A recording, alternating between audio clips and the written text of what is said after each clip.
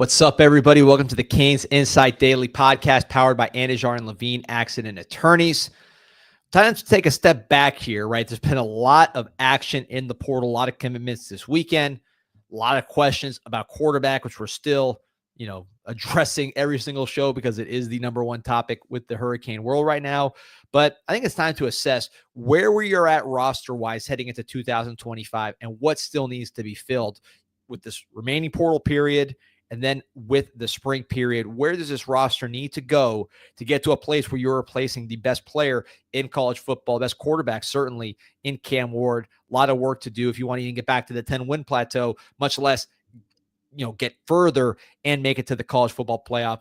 Some folks that have the roster they need already, that is Anajar and Levine Accident Attorneys. If you or someone you care about has been injured in an accident, you could be entitled to significant compensation. Dial 1-800-747-FREE, 1-800-747-3733. Take back control of your life with Anajar and Levine. Pete, hop in. What's up, D? Feeling good, man. I am feeling great. It's been an exciting portal period. This quarterback thing is going to drive me insane.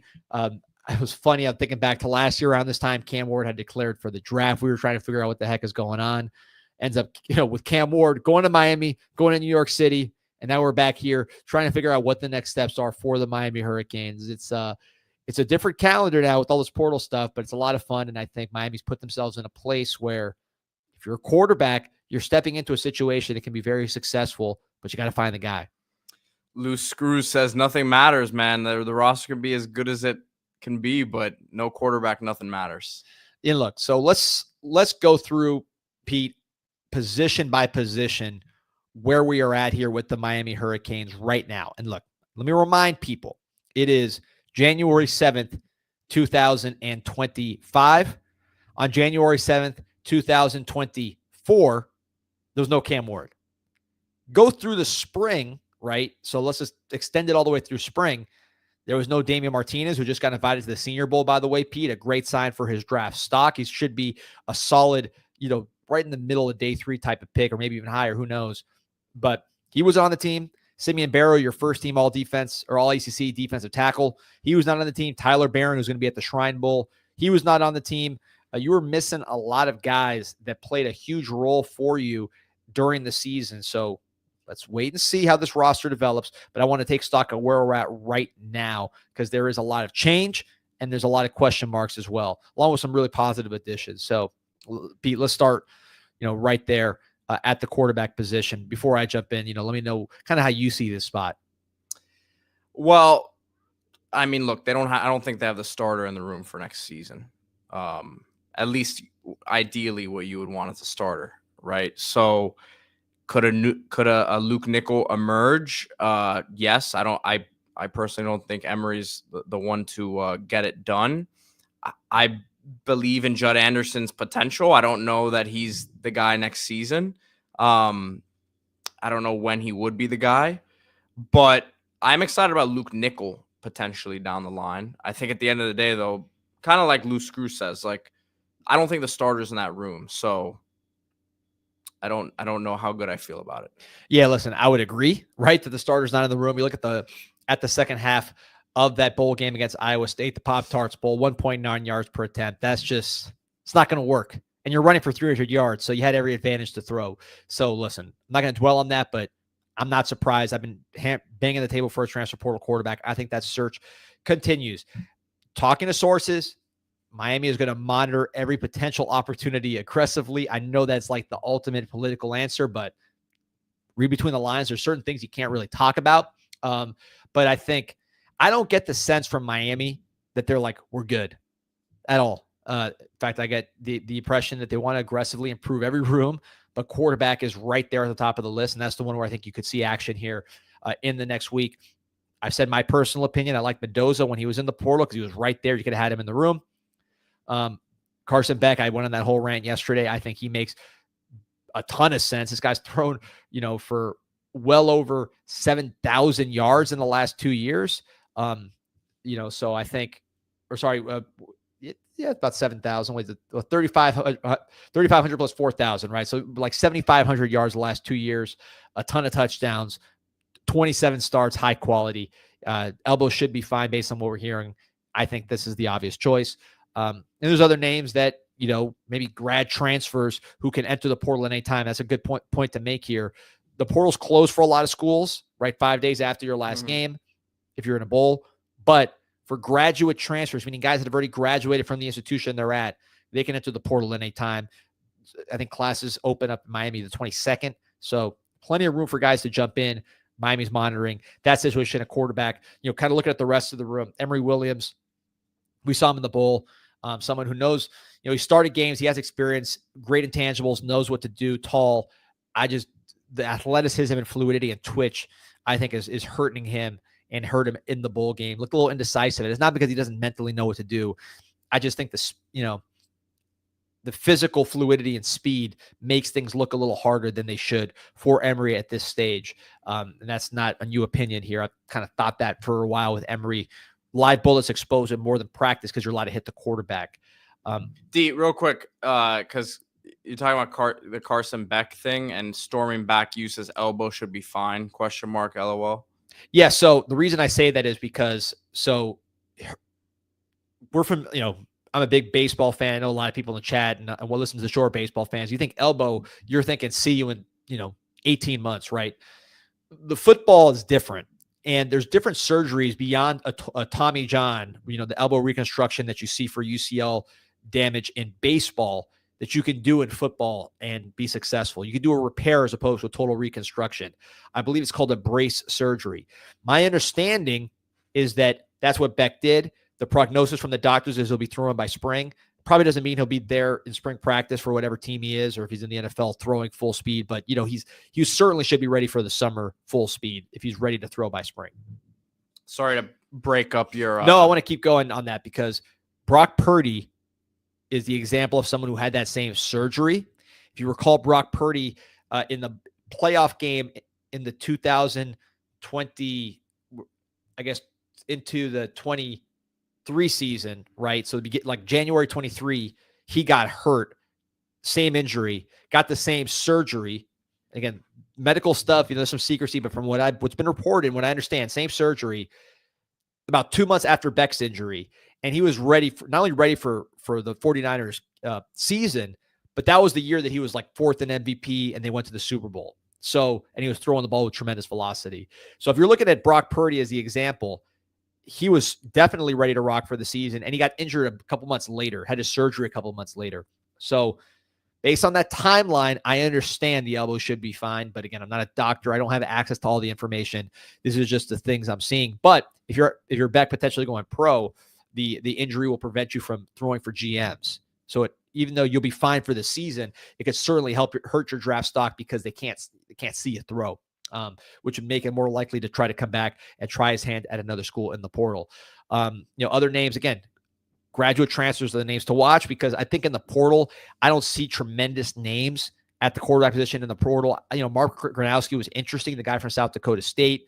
Looks like he's either going to Iowa or the NFL draft. I'm not sure that was a fit.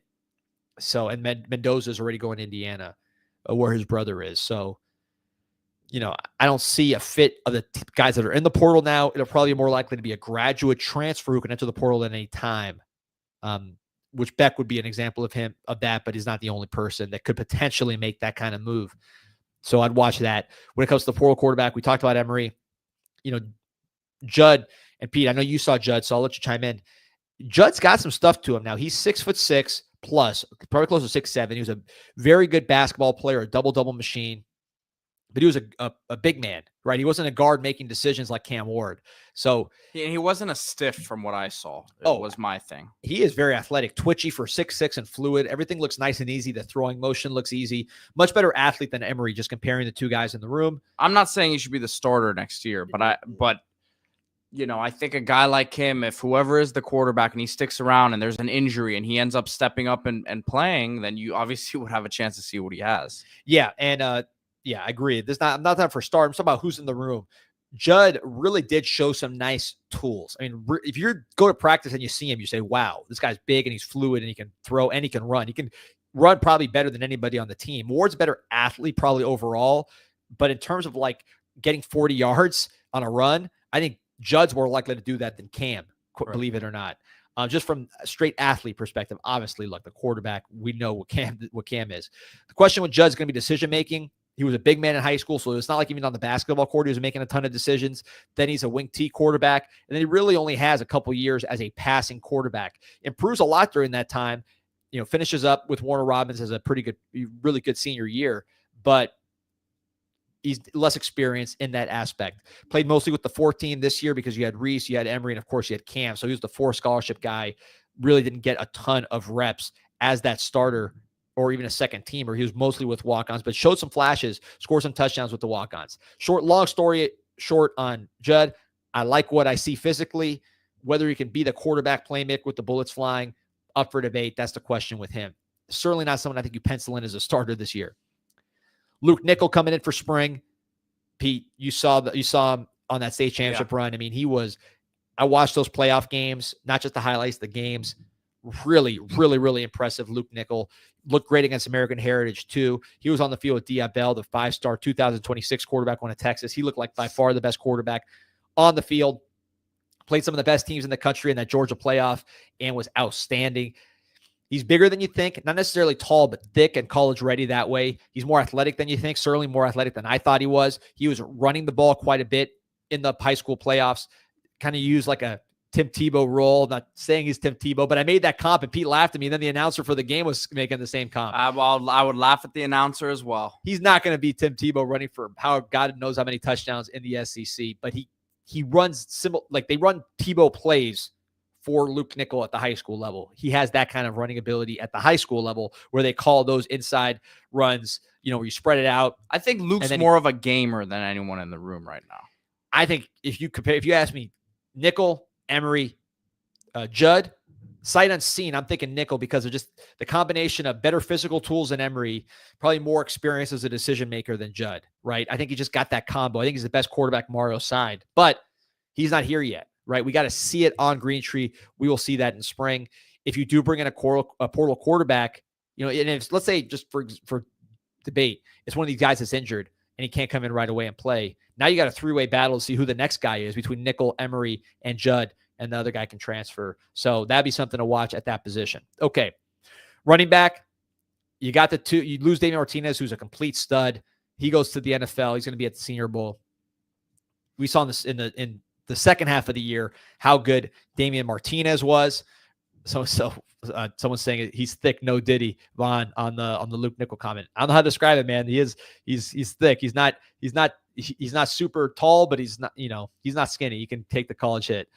Anyways, so with the running back, Fletcher, Lyle, you feel good there. You're not going to have as good of a running back room as you did last year, most likely, because you had a unique situation last year. You had Fletcher hurt and Lyle wasn't on campus yet. So you were able to really go after Damian Martinez to be the man. And he said, no problem. And then Fletcher wasn't complaining because he was hurt.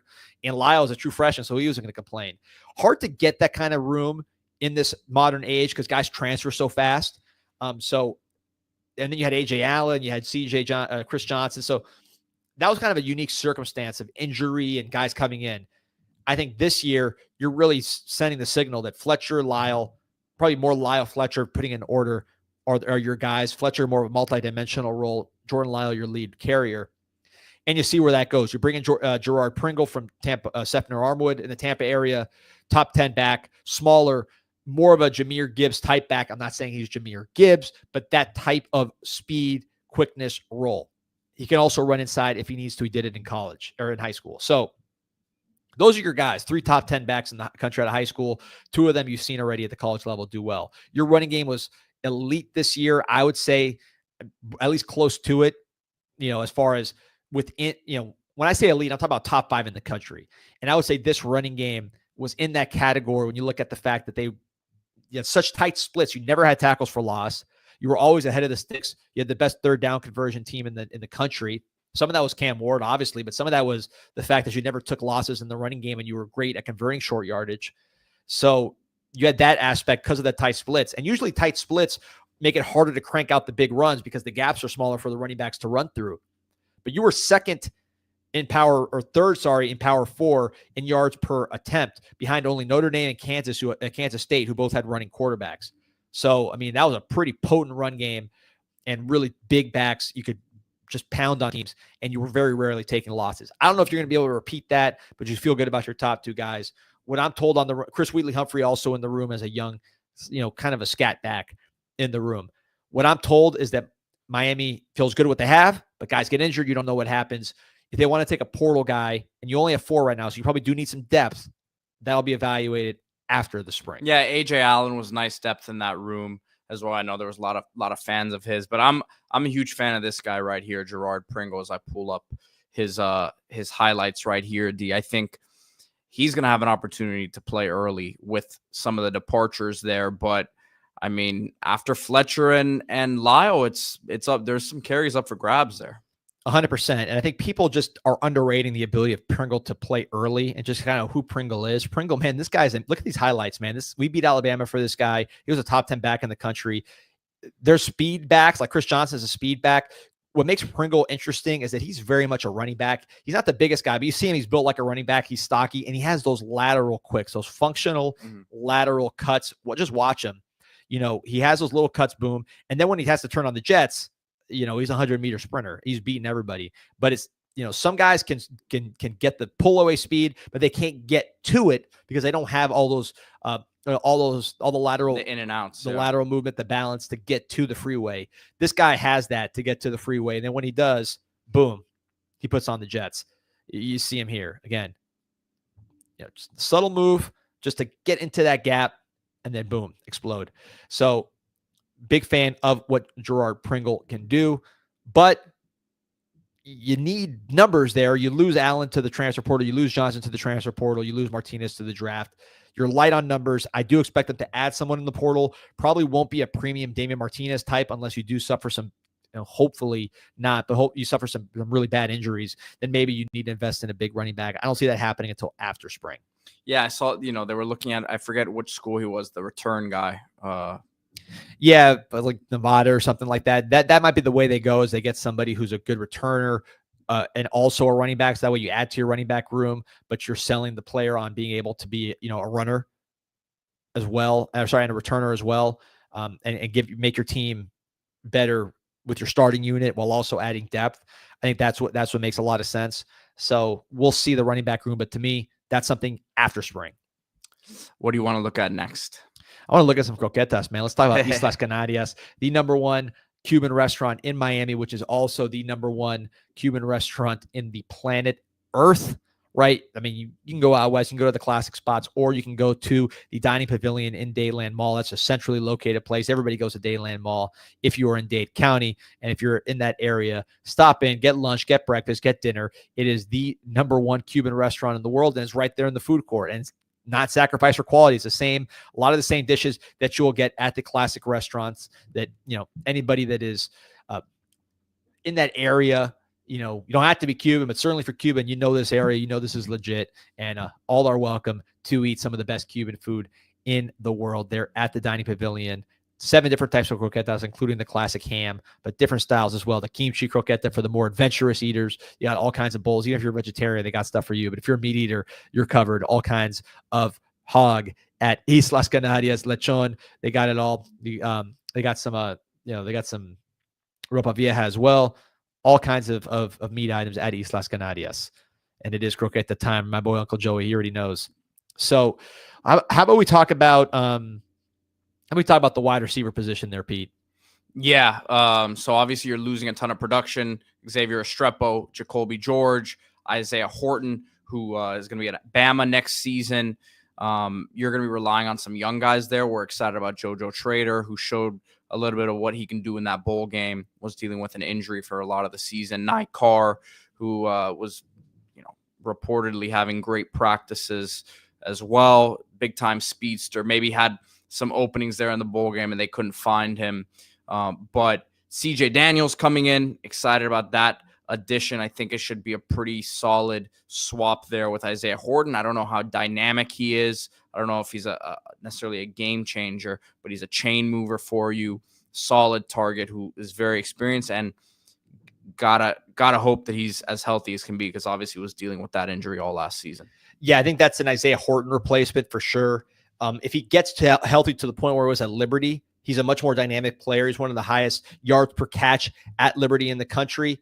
That dropped precipitously in the SEC. Of course, the quality of defensive back is different, but I think the injury had a lot to do with it. He played through it. You heard Coach Kelly talk about how tough Daniels was to play through it.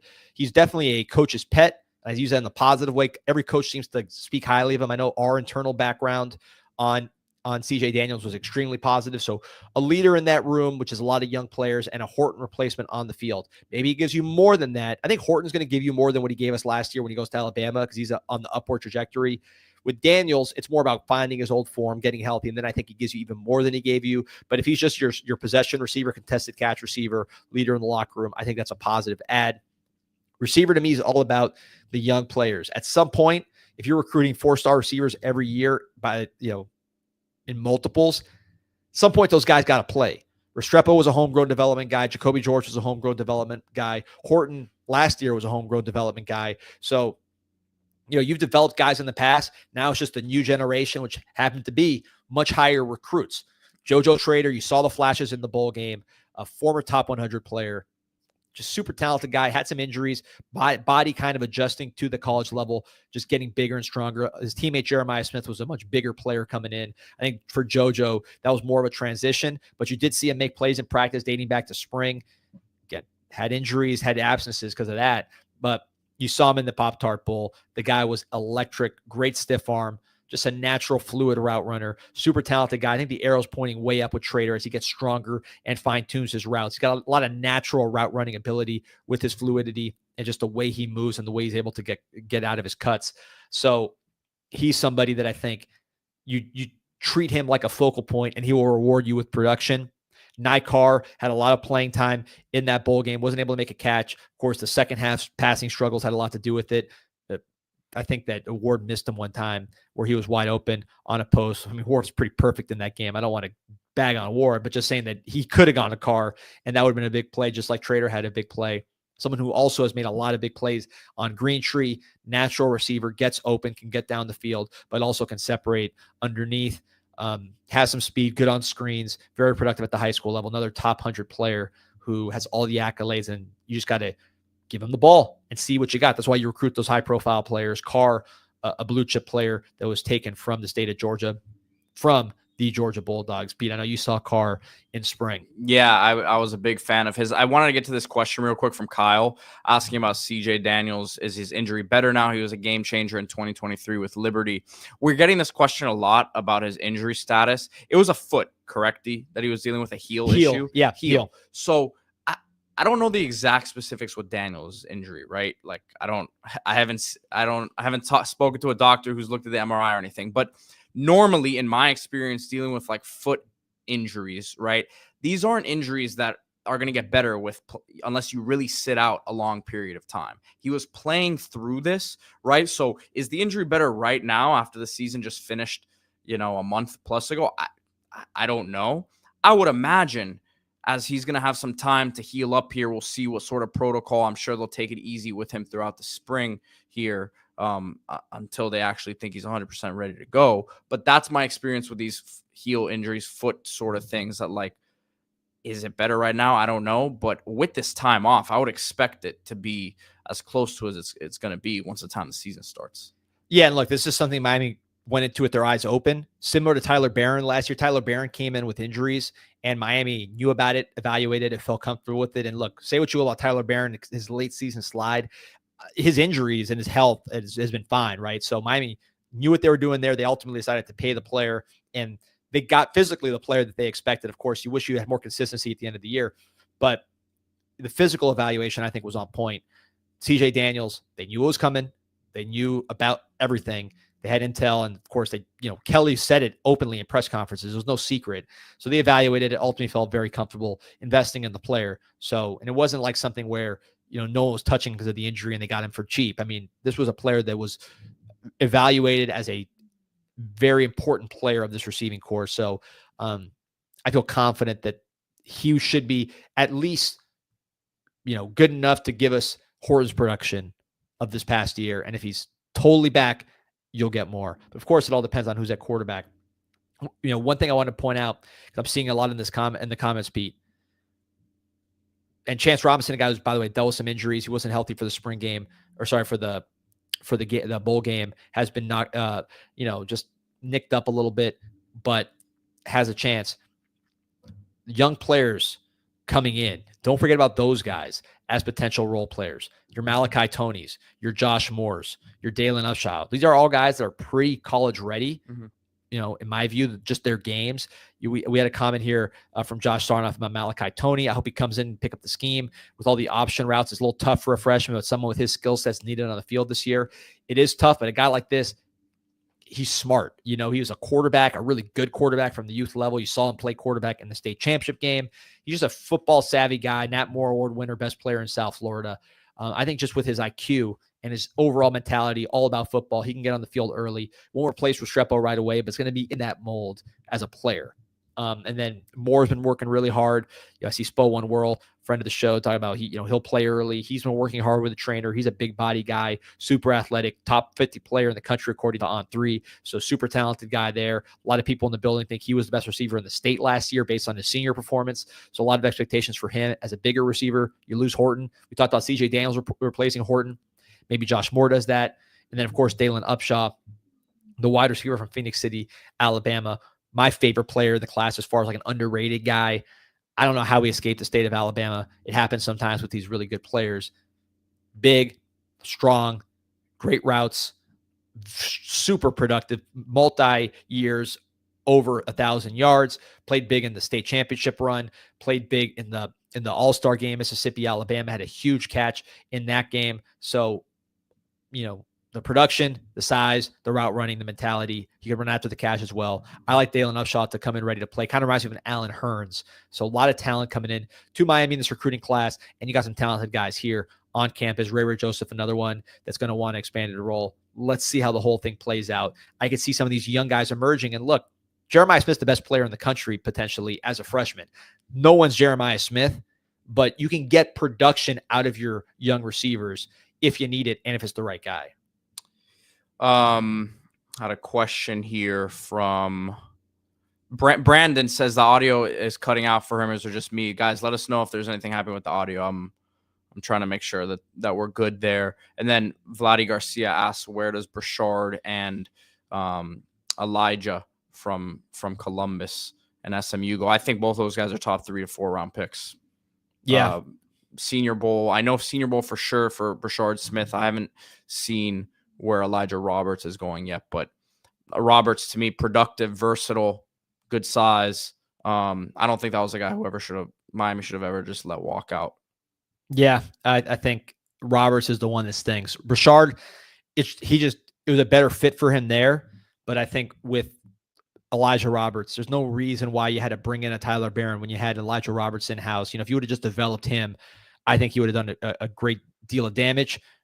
He was a kickoff guy, as a young player. It shows you how athletic he is running down the field as a big defensive end with almost defensive tackle size, and he's running down the field on kickoffs. That was a clue that this guy had a great motor, had great athleticism, and really cared. He was someone I would like to see develop, but it happens. Got to move on to the next one and not miss out on the next player like that. And if you have guys like that in-house, you got to try to keep them.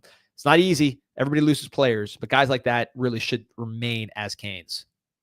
Guys, we're getting a lot of questions about defensive coordinator. We don't have any updates there right now. If we have anything, we'll let you guys know. We're not just going to throw names out there to throw names out there. Yeah, I always say the coordinator hires are the most misreported thing in the world, always. I hear things all day, but I just, being through, a dozen of these things, you always kind of find out at the end. Maybe there's a little clue at the end and you get momentum. Like Dawson had some momentum at the end, Lashley, but most of the time it's pretty undercover. So, we'll report what we know if we think it's solid, but most of the time I'm pretty cautious with coordinator stuff because there's just so much BS. But appreciate everybody. Like and subscribe to this show. Vladdy Garcia, man, he says we're honest, man. That's better than the state media comments. Yeah, a lot of state media allegations there. So appreciate you, Vladdy.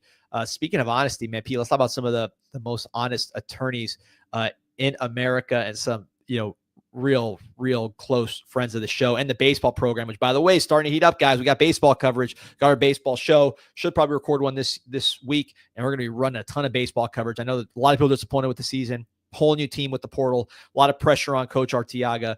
I get it. First losing season since Elvis was on top of the charts.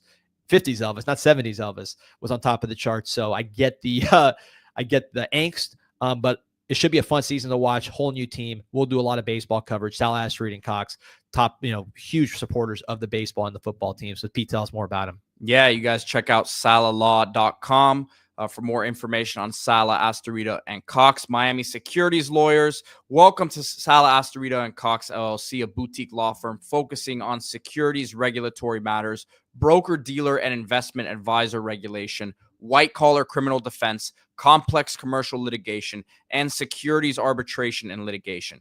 The firm aggressively represents clients throughout the nation. Our lawyers have over 100 years of collective experience handling securities and white-collar criminal matters, including investigations, regulatory proceedings, and enforcement actions in federal, state, and in administrative courts. Again, salalaw.com, Sala, Astorita, and Cox. Yeah, if you don't see Jim Sala at court or on a baseball diamond or fishing for bass, this guy is supporting the Canes, helping the Canes, just one of the best people around the program. Shout out to Jim. Shout out to Sal, Astorita, and Cox.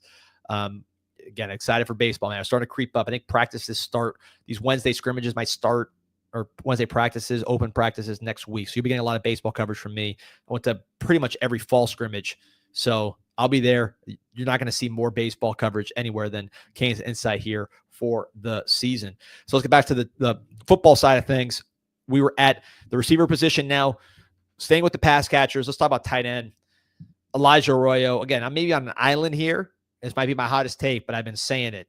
Elijah Arroyo is the best tight end in the draft. Tyler Warren, superstar, Heisman candidate, stud, be a great pro as well. Colson Loveland's going to get drafted high, the tight end from Michigan. Harold Fannin, super productive for Bowling Green. He's going to the Senior Bowl. Mason Taylor, South Florida guy, Jason Taylor's son, Zach Thomas's nephew, going to the Senior Bowl as well. Love him. I've loved him since high school. Elijah Arroyo, his combination of size, fluidity, pure speed, toughness, willingness to block, after the catch toughness, playing to the last snap of the Pop-Tarts Bowl despite his injury history. Can't say enough good things about Arroyo. I think he's the absolute best in the country. I hope my team picks him, Miami Dolphins. If not, someone's going to get an absolute monster. A lot to replace. You have Elijah Lofton coming back, more your versatile player. You saw him in person here on campus. Really more of a running back body, right? Yeah, that's why I've been saying even before the Riley Williams thing, I thought that they needed to add another body in this room. I think Lofton's a monster. I think he's an absolute stud. Going to be one of the best players on this team next season. One of the most productive players on this team. I think a lot of Restrepo's production actually will be eaten up by Lofton, as crazy as that sounds. Whole different discussion for a different day. But yeah, I think that's why you're going to need probably another body to be added to that room. Yeah, and I agree with Spo and World. This was maybe another hot take here. I think when it's all said and done, you're going to see Lofton in the backfield. Maybe I don't know if it's this season or whenever, but just at some point in his career, he's going to be more of a backfield player than a tight end. He is an incredible running back. He can run. He can block as a fullback with collisions. He can pass protect. And of course, if you line him up to run routes, he's routing anybody, any linebacker up. He's going to kill him. Plus safeties, he can beat him too. He's a real great route runner, great hands. So love Elijah Lofton at running back, but he's going to be a factor at tight end too, replacing some of Arroyo's targets. There's a couple of baseball comments I want to get to. Nick Canino saying on the baseball team, freshman Brandon Nagodi, remember the name. The kid is a stud. I saw him in fall. Very familiar with Brandon Nagodi. He went to my high school. He is a scholar athlete from Belen Jesuit, total steal for Miami down the stretch. He was an Ohio State signee. Ohio State's coach left. Miami's able to kind of right that wrong and get a player they should have gotten in the first place. True freshman. I expect him. I'm not saying this is for sure, but if I'm laying my picks, I think by the end of the year, our starting shortstop is Brandon Nagodi, true freshman. I think it'd be a big upgrade over Antonio Jimenez. I went to school with his brother Alex, man. He played in the league, played in the majors for a few years, man. Yeah, no, he's a real deal talent. Callie Kane's asking, his baseball team regional worthy this year? Let's see what they got. They got a chance. It's a whole new team, right? Of course, you keep Cuvée, Daniel Cuvée, the slugging third baseman, one of the best players in college baseball. Dominated at the Cape, in Cape Cod with the wooden bat. He had like a 470-foot home run. Really, really slugged well. So you got a superstar there. He didn't have anything around him, and the pitching staff had no depth. You had 3 good starters and no depth. I think you're going to see a lot more depth in the pitching staff and a lot more depth in the bats. Now it's just about who fits where as far as defensive positioning, because you got a lot of outfielders. You got guys that can kind of play different spots. You just got to put the right places in. We'll talk about all that on the Kansas Side podcast from as we go on here on the baseball side. Anthony Manzano saying, I want to see more Jackson Carver. It's an interesting name. Big spring for Jackson Carver. He's going to have to show that he's come along. He was a little bit behind. He does have some talent, some length, some athleticism, former lacrosse player from the Midwest. Multi-sport kid. Great profile coming out with that multi-sport background and the size. We'll see if he makes a big leap this year. I always liked him on defense a little more. I thought he'd be a great defensive end, but we'll see if he can get it done at tight end. He's going to have a lot of competition because Luca Gilbert, another Midwesterner, but someone who's got a lot more football pedigree coming in, the 4-star from Cincinnati, Ohio, also big, even bigger at 6'7". I heard he's heavy, man. I heard he's listed like 250. I think he's a big kid. He's not just a tall, skinny guy. He'll come in ready to compete. And then you have Brock Schott, more of a H-back type, 6'3", 220, really fast, really explosive from small town Indiana. Very productive two-way player up there. We'll see him in spring. So those 2 freshman tight ends, we'll see what they do. They'll battle Jackson Carver. I already mentioned Arroyo. And then you bring in Michael Bauman from Tulane. Alex. What would I do without you, my friend? What would I do without you? Alex, are you like ready just for me to screw it up? That was a bad one. That wasn't even like a mispronunciation. Well, we just got him, so I'm learning these guys, right? It's a new name here. Alex Bauman, the tight end from Tulane, originally from Red Bank, New Jersey. Really good receiving tight end for Tulane. He was used in line because Tulane has that kind of that physical running game. That's their bread and butter. But he was more effective as a pass catcher, caught a game-winning touchdown against USC in the Cotton Bowl as a true freshman. From Michael Pratt, South Florida guy. This is a guy with a lot of athleticism. I've seen his high school highlights playing basketball. Really good basketball player. Was recruited as a defensive end by a lot of schools out of high school, so he's got some toughness to him. I heard the football character on this kid's off the charts. Really wants to get better. Core special teamer as well, but he is a fluid receiving tight end. Shout out to Noah Perez. We posted his recruiting or his receiving highlights from Tulane on Canes Insight Twitter. If you want to check those out, we post them also on CanesInsight.com. 7 million posts and counting. You want to sign up for the discussion on CanesInsight.com. But there's a really good receiver, really fluid, really good want-to, football character. He, along with Lofton and some of the other guys, will help replace Elijah Arroyo cumulatively. Because I'm sure you have one guy that isn't Elijah Arroyo on the roster right now. Got almost 1,400 on here live with us. Appreciate the support, everyone. Remember to like the video and subscribe to the channel. And that's, by the way, a position where I could see maybe adding another tight end in the post-spring portal, like a blocking tight end or McCormick replacement. We'll evaluate where Luca Gilbert is. We'll evaluate where Brock Schott is. And then when everything kind of fits together, we'll see if we need another blocking tight end. If you do lose a running back, God forbid, I do think Elijah Lofton fits in that backfield as a predominant running back. He'll still do some tight end stuff, but we saw him in spring. Second scrimmage, he ran for about 150 yards, 2 touchdowns against the first team, full contact, full tackling. So he can run. I like him as a running back. We'll see if he's needed more at tight end or a running back. Kind of depends on injuries. But if there is an injury at running back where you move Lofton, maybe you can get a cheaper tight end, like a blocking tight end there, and then you make Bauman your lead tight end from a receiving standpoint. Anthony Manzano asking about Gronowski, the quarterback who's on the market here. It doesn't look like Miami's been interested in him. I see you're asking about whether or not he could adjust to the speed of the game. I think it's a different situation than Reese. He's a different type of quarterback. He's bigger. I think there would still be an adjustment to the speed of the game for him, without a doubt. And he's a guy you really need to build the offense around in terms of what you're doing. And I don't know if it fits what Miami's looking to do. Yeah, that to me is more of an Iowa fit or NFL.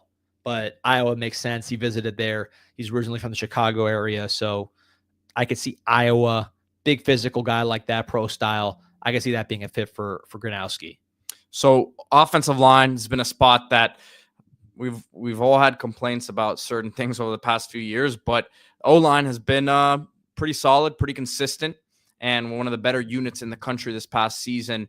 You're returning a good amount, but you're also losing a Jalen Rivers who has played across the line for Miami over his 5 years. And then, of course, you're losing your starting center in Zach Carpenter, who was very, very solid for Miami.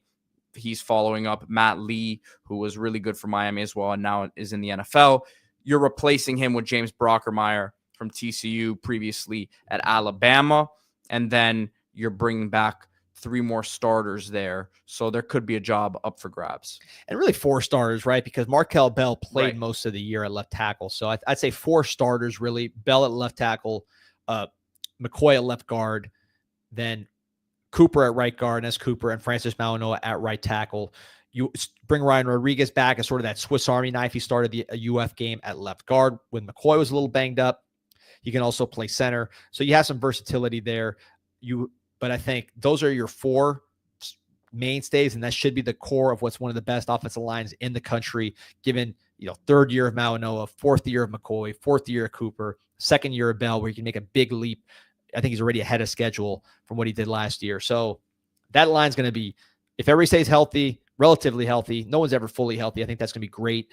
Brockermeyer, statistically, when you look at his TCU production, much better as a pass blocker than a run blocker. But I talked to some sources. They think from a system fit standpoint, a guy like this with a great IQ, he's double teaming a lot in our scheme, a lot of duo.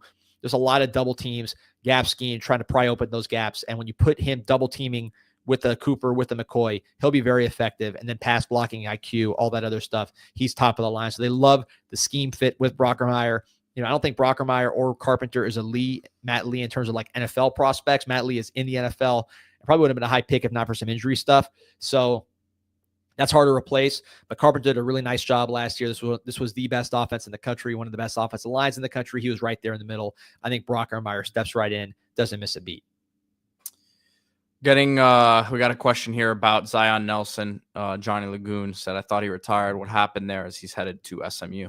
Yeah, that's a surprise too. I think obviously the connection to Garen Justice, the offensive line coach at SMU, Rhett Lashley, the quarterback, or the head coach, former offensive coordinator at the University of Miami. It's a fit as far as they all know each other. Now the question is he going to be healthy? He practiced last year at least once. I saw him. I was at the practice. So he's trying to play. We'll see where he's at medically. If he's good medically, obviously it's a system fit, and the guy's a very talented player. We hope the best for Zion Nelson. Brother Jay says Georgia edge rusher transfer portal. He's talking about Damon Wilson, former 5-star starter. I mean, it's looking like Ohio State early on there has kind of put themselves in the driver's seat. He was close to going there as a recruit, and he's already following their D-line coach and some players there. So that might be a tough one. Yeah, no, that is. And by the way, so a couple interesting questions I want to get to here before we move off offensive line. I've seen questions about Pancake from Brandon, from JR. Johnny Lagoon's also asking about Samson Kinsler and Derek Plaz. 304 asking about Pancake, and then Vladi talking about Tommy Kinsler. So a lot of comments about the younger offensive lineman, which I think is a good way to hit this. We had the 4 starters, really 5 when you put Brockermeyer in there. I think a lot of people were concerned, at least I was concerned, about potentially losing a Kinsler in the portal this year, losing a Sampson in the portal. Just seeing these guys, they were candidates you'd think to get poached because they're playing behind such good players. You only lose Tinalau, who I thought has a chance to be a pretty good player at guard. You lose Tinalau, but you keep these guys. Lose Antonio Tripp as well, goes to FIU, but he was not as much of a factor in the future. So Kinsler, I mean, huge, bigger than Sampson, bigger than Malinois even, and probably the best athlete of those guys. Physically, he's the absolute best. He was a little younger mentally, I think, just coming from where he came from than some of these other guys. Like, Francis came from IMG, professional mindset, ready to go. Sampson, he just carries himself like an NFL vet. Those guys are far ahead mentally. I think Kinsler was more of his age, right? He was a younger player, younger kid, and he's developing. But I think, this year, you hopefully will see a big leap from him. His talent's off the charts. He's been working mostly at tackle in practice. He'll play more guard, I think, as the years go on. He certainly played more guard towards the end of this past season. Excited to see his development in spring. I would play him with the first team because you might need him as one of these swing kind of players. Sampson, same thing. Probably not as physically talented as Kinsler, despite Kinsler's a 3-star, Sampson's a 5-star. But I think they're actually a little different in terms of Kinsler has the 5-star tools. Sampson, really good mentally, really hard worker. He does have tools. It's not like he was a total miseval on the physical stuff, but he's not. It's an adjustment coming from Massachusetts to Florida. from Brockton, but I think he does have some stuff to his game. He's really good at, he's a former wrestler. He's really good at wrestling guys around, twisting them, and just kind of torquing open holes. He can get to the second level well as, also. So he's someone who's continuing to develop, hard worker, really refines his craft. Excited to see both those guys as they develop. Derek Plaz, the true freshman last year from Jacksonville, hard worker, spoke to him. I mean, he's like a politician. You can see this guy running for mayor of Jacksonville one day. He's another hard worker who's developing. This is a development game on the offensive line. It's one of Mirabel's strengths. So you hope to see those guys continue to progress and don't just sit behind the expected starters. You hope to see these guys try to push for playing time. All right, let's flip over to the other side of the ball and talk about the defensive line to start here.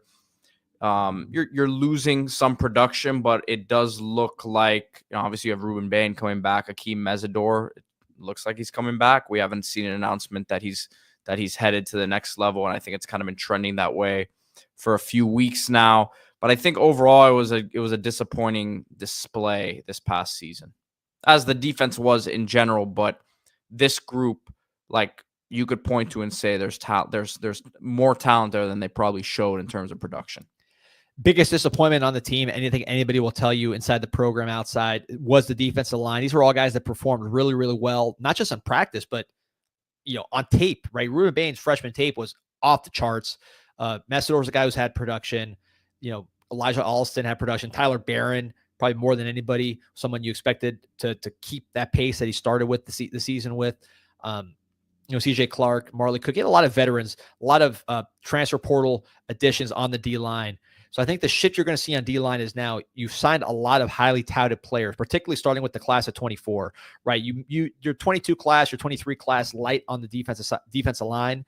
That improved in 24. So I think the idea is you're going to see more of those guys on the field, certainly in spring, to see what you got there.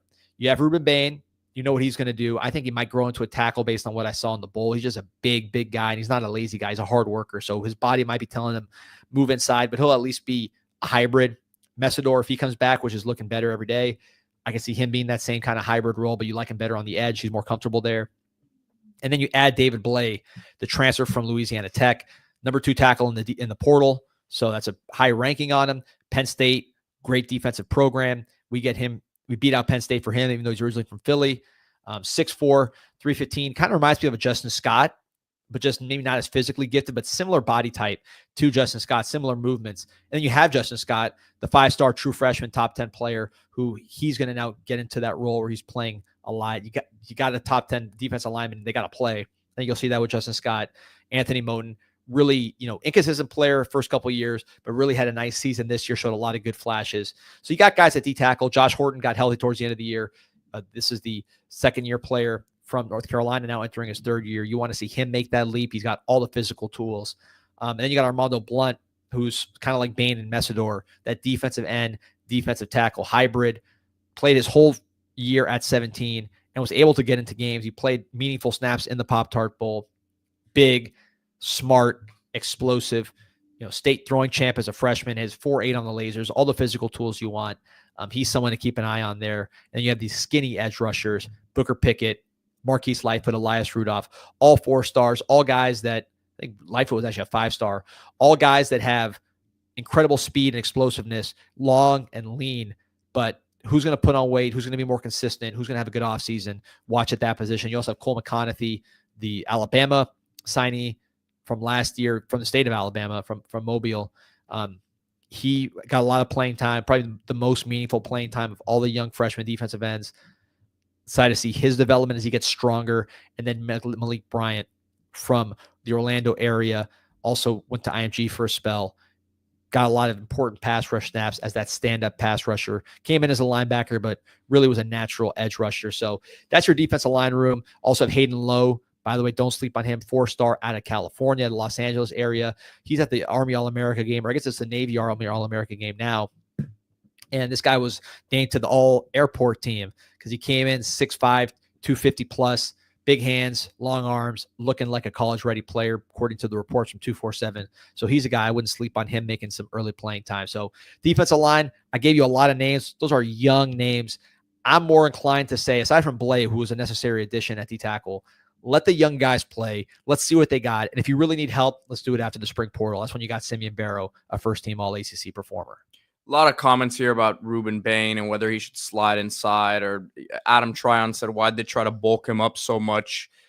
Guys, look, I personally do think he'd be better inside, but I think when people are like, why did he put on so much weight? A lot of times it's just naturally just going to happen as they get older, and that's the frame.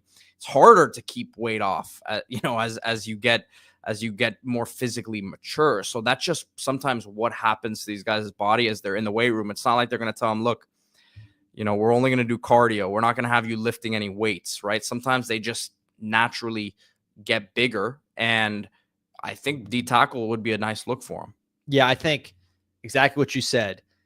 It's the opposite. I don't think they were booking up Bain. I think they were probably trying to slim Bain down, and he's not a lazy guy, so it's not like he was just, not taking care of himself. I think his body might just be telling him, hey, we're going in this direction. He's just super wise, Yeah.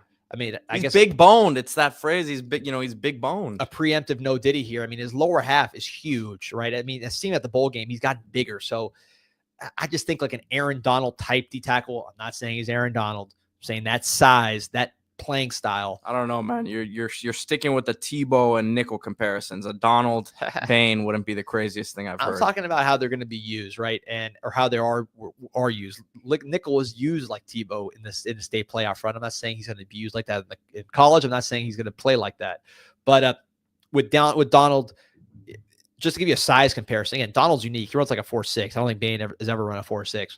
But I could see that style, that type of player here. Dennis Taylor says, just tuned in. Any updates on the QB search? You must have missed it. Cam Ward is applying for another year of eligibility. No, Dennis. So I think it should heat up soon. This week I could see movement. I'm not guaranteeing that. I don't think anybody knows. But, I mean, Miami's being aggressive. Again, we'll see what happens with the Hurricanes. So, linebacker, I think there was a lot of hope for this group coming into the season. You've added a lot of athleticism the last couple of years, recruiting wise. Kiko Mauanoa was not a great season from him. Was hoping to really improve his draft stock. I don't think that happened. And yeah, injury and usage, I think, with Kiko. Right. Shoulder injury, and then he should have blitzed more. I mean, Guidry's gone now. That's water under the bridge. But I think just looking back, he blitzed more as his first year, 2023, than he did 2024. You see that reflected in the stats. He was just so much more productive behind the line of scrimmage with his sacks and his just overall pass rush as a junior than a senior. So some of that's usage. He was also hurt. So I think those are the two things with Mauanoa. And he's the guy who played the most snaps at that spot. So it was more on display. But I think you're going to have to lean on a lot more youth next season. Wesley Basanth coming back, and it's funny because A1A Cali Kane says need West to get faster and work on his speed this year. Everyone's been asking for him to put on weight the last few years, so that's how this stuff goes. The gaining weight and getting faster. It's tough to find that. It's tough to find that balance sometimes. But I think his experience coming back will be big there. Yeah, no question about it. He's a key guy. I'm not sure he's going to be your super impact guy, your Perryman kind of just like, star linebacker that's making every tackle and really putting up those kind of numbers. But in his role as a complimentary guy and a continuously improving guy, I think he'll be okay. Popo showed flashes, but I'm not ready to say he's that guy. You do have young players in the room. Pruitt played a lot this year. He's going to get bigger and better as he just continues that transition from safety to linebacker. He's someone Miami's really excited about. Adarius Hayes had a really, really nice year on special teams, shows flashes. The more he was here, the more he played, the more better he looked. Big guy, not going to win any kind of combine type competitions just from a moving standpoint, but really big, really good looking player. When he gets downhill though, he can thump. And his instincts are underrated. This guy, for a lot of big linebackers, are kind of big and stiff and don't know how to operate in traffic. This guy does. He's a real linebacker. So excited to see how he gets used this year. But to me, I think if there was a really premium linebacker, Miami would have taken him in the spring portal period. I just don't think anyone really just checked all the boxes. We'll see how the post-spring looks. And maybe some of these young guys just say, this is my job. But that's one I'm watching close in spring to see how much are we going to need a linebacker in the post-spring period. Because my opinion, we need more from that position. We need to get back to having these 100-plus tackle guys, these name-brand linebackers. This is Miami Hurricanes. We are known for having great linebackers, guys that, they don't take too long to show who they are. Right. Perryman, Spence, Quarterman. You knew those guys were all good as freshmen, not even talking about the Vilmas and the Morgans and the Lewises of the world. Right. So I think we need to get back to those kind of guys. And usually those guys, they don't develop. You kind of see them pretty quick. Kyle says Kiko had career high tackles, 96 tackles, 11 TFLs, 2 sacks. Someone's got to make the tackles. Yeah, and look at the on sacks. The defense. Yeah, I think he had 8.5 as a junior, and he had a lot more pressures than that. So the pass rush production went down. I love Kiko. I'm just saying he was hurt, and I don't think it was used the best way. And then Bobby Washington, a guy that we've both been excited about, got hurt in bowl practice, knee injury, so he's out for a while. Yep. So let's see what's going on here at safety. I mean, so defensive backfield, let's just take it all together. This is the most upgraded position by far of the portal period. I mean, there's not even a close number 2. And look, there shouldn't be, because this was the worst position by far on the team last year. Still one big domino fall. Xavier Lucas, he just hired Darren Heitner, probably the most famous NIL lawyer, to help him get out of this situation. Somebody knows the NCAA. I keep hearing this thing's going to get resolved pretty quick. NCAA, everything kind of takes a little longer than you expect. But ultimately, I think it's going to end with Lucas getting released from his NIL. Whatever issue he needs to sort out with their collective, he sorts that out. And then Miami's going to be a major league contender for Xavier Lucas. He is a former teammate of O.J. Frederick from Deerfield Beach. Their senior year, Frederick went to STA. Lucas went to American Heritage. Both had really good senior years. And then, of course, going to college, Frederick was first team all freshman at corner. Lucas was right behind him. Probably if not for Frederick, he would have himself been first teamer on that freshman All-America list.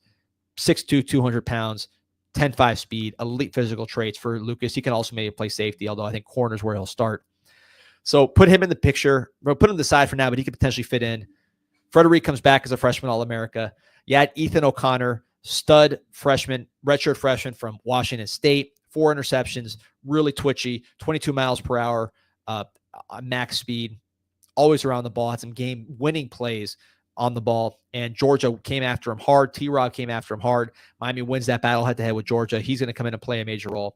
Charles Brantley, the corner from Michigan State, more of a veteran. These, redshirt freshman Ethan O'Connor. Brantley, I think, is entering his 5th year. He's been around the block, but someone who's been productive the whole time for Michigan State. Great athlete as far as, returner in high school, played offense, really coordinated guy, but good playmaker. He's not going to be your size speed demon. Probably closer to 5'11", probably closer to a 4'5", but just a really good player, very high PFF grades as a cover guy. Picked up CJ Stroud, picked off Dylan Gabriel this year. He's performed in big games at the Big Ten level. He'll be a big-time player. Maybe plays nickel. We'll see who the new DC is and how he likes to use these guys. And then Emmanuel Carnley from Arizona, another redshirt freshman, 6'3", really athletic former receiver, the number 6 rated corner in the portal, according to 247. Scouting directors love this guy. A lot of former or opposing teams speak highly of this player. The PFF grades were not good. Had some rough games against UCF and others.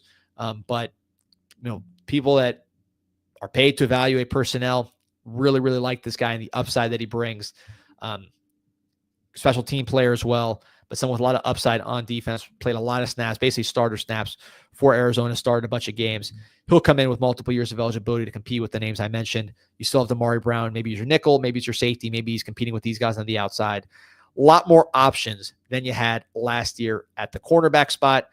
And then safety. And Pete, I know I'm talking a lot. I'm going to need a breather in a second, but you bring Zechariah Poyser from the Wildwood, Florida area, signed with Jackson State out of high school, was a receiver and a basketball player at that level, kind of flew under the radar because of that, but a really, really good athlete, switches to defense, and emerges as one of the top young safeties in the country, according to various personnel directors.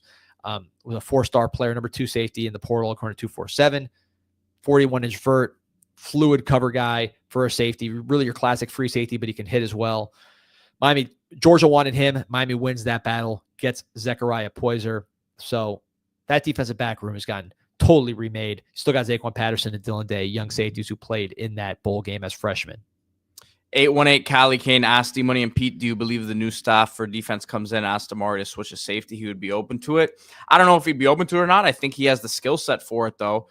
He followed up with Damari's pretty much the same size as Sean Taylor was. I don't know about that. Not that. I don't think it's even close, honestly. Yeah, no one's that size. But he's a big safety if he Yeah. moves there. He's 200-plus pounds, and he's a hitter.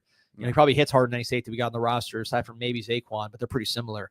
So I look at Damari as a movable piece. I don't want to put him in a box of like, well, he's going to be a boundary corner. He's going to be a nickel. I think he's shown he can play nickel, right? With his physicality. I think as a boundary corner, he can do that too with his size. Whether or not he can stay with some of these quicker guys, I don't know if that's something he would do consistently. But as a safety as well, why not? I mean, it's a skill set that he has that not too many guys have with his size and his physicality in the secondary. No, and a matchup guy to bigger receivers, bigger tight ends.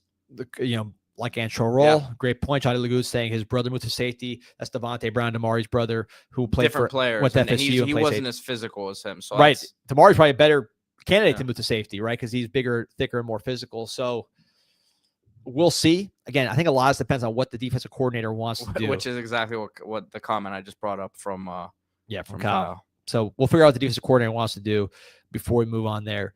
Listen, but you don't have to wait for anything if you want to get the best gear for this cold winter. Not as cold down here as up there, but everybody needs winter gear. And if you're down here and it's getting a little bit cold, that's when the winter gear comes out. MiamiHTS.com, Miami Hurricane Team Store, right across the street from the University of Miami, next to the Thesis Hotel. Use promo code Insight20 online. You get 20% off your first item. If you're in the store, just say Insight20 or Canes Insight. They got a button right there. They press it. You get 20% off your first item like that. And all this money goes to, this is the UM's official store. So the revenue goes to the machine that's now allowed to pay players and allowed to make this program better and give you a better product on the field. So the Miami Hurricane Team Store, MiamiHTS.com. Get your Cam Ward authentic jersey. Show your support for one of the best, if not the best, quarterbacks in Miami history. Certainly one of the best seasons in Miami history. There's a lot of cool stuff there. Doesn't have to be Christmas. You can get it anytime. Martin Dubé, man, appreciate your support. Says he's back from the gym and right on time to get his daily serving of Canes Insight. We're wrapping up here, but of course, as always, you could just hit that replay button and catch this entire show. If you're just joining us now in the last few minutes here, we went through basically position by position where Miami stands right now after the transfer portal, after NFL declarations, and laid out maybe what they still need to add. I think we all are in agreement that the quarterback position still needs to be something done there, but a lot of positives if you look throughout this roster. DC, everyone's asking about that. We'll keep you guys updated if we hear anything there. Absolutely. Tune in daily. We'll be on tomorrow with Mike Ryan. Ghost and Avant Donaldson was asking. We got Mike Ryan on the live show tomorrow. I believe it'll be at 11:30. That's the plan as of now. So we'll have some fun. We'll break any news that is there to be broken, and we'll keep digging. But until then, go Canes. Go Canes.